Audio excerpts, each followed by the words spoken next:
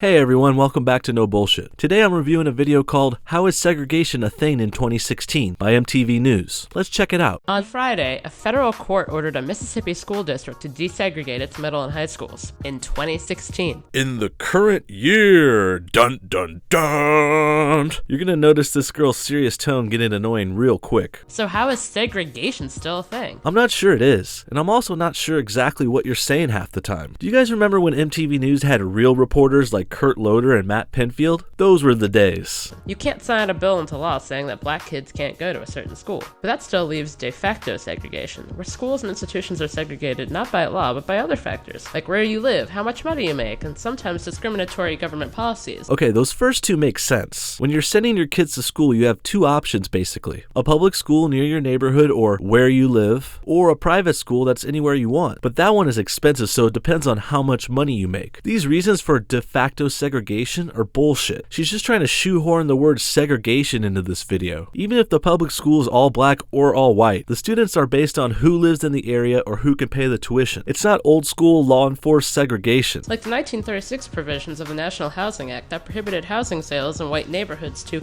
incompatible racial elements. So your leading example is from 1936? That's 80 years ago, hun. Is that the best you can do? So far your claim that government policies are de facto segregating in 2016? Yeah, that sounded like BS too. And those policies have lasting effects. Nationwide, 48% of black families have lived in poor neighborhoods over at least 2 generations. Well, I hate to break it to you, MTV, but most crime is committed by black people and most poor neighborhoods are mainly black. It's not racist, it's just the facts. What we got here isn't de facto segregation. It's called black people not doing shit to improve their lives. And then they're blaming white people for it, of course. Compared to 7% of white families. And those income disparities divide neighborhoods along racial lines and contribute to segregated schools. I guess you're technically right. The schools are segregated by location and income, but it's not some racist, horrible thing. It's just the way the US school system has come to be over the years. It could be better, but it's not bad like Jim Crow days segregation bad. You see, with your title of How is Segregation Still a Thing in 2016, you're implying that today, in 2016, there's segregation like there was way back in the day 100 years ago. It's not the same at all. There's not whites-only bathrooms and restaurants. Kids can go to the schools they want to if they get transportation or money. Basically, you made this BS clickbait title, but you're doing a horrible job of defending it. Cleveland, Mississippi is a perfect example. The school district is about 66% black, 30% white, and 4% Asian or Hispanic.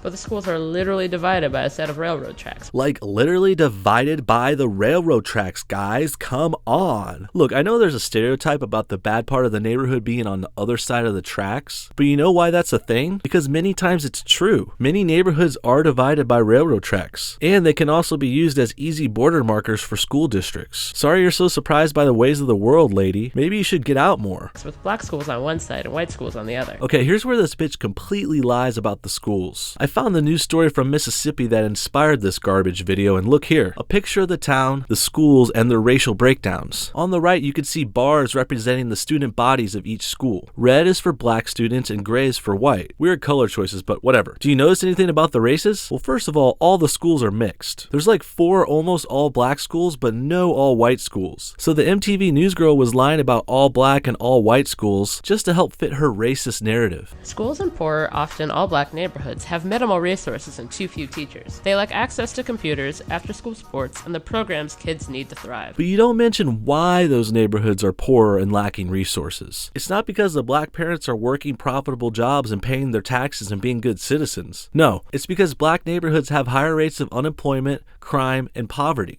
And by the way, this isn't just the Deep South we're talking about. The states with the most segregated schools are New York, California, Illinois, and Maryland. Look, we already know you're a lying manipulator. I'm not even going to get into the things about these states. Let's just say there's reasons why certain places are segregated according to your stupid definition. Hey, you don't have any support or citations for your claims, so why should I? The case in Cleveland, Mississippi is over, but we still have a lot of work to do in our nation's schools. What work do you suggest we do? I don't think you have any ideas on how to fix this problem you invented. You're just another black woman who will find any way to blame the white man. It's so transparent. Well, that's another No Bullshit, guys. Thanks for watching. See y'all next time.